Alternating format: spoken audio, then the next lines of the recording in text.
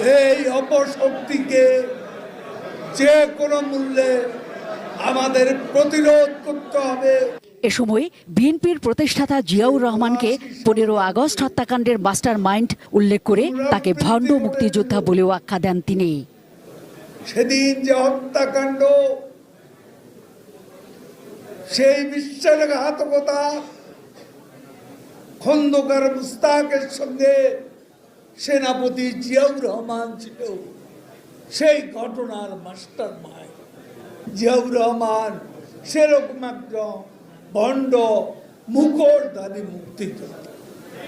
আজকে তাদের উত্তরসূরিরা বাংলাদেশে যে নষ্ট রাজনীতি, সাম্প্রদায়িক রাজনীতি, জঙ্গিবাদী রাজনীতির প্রবর্তন করেছিল, তার ব্যাকগ্রাউন্ড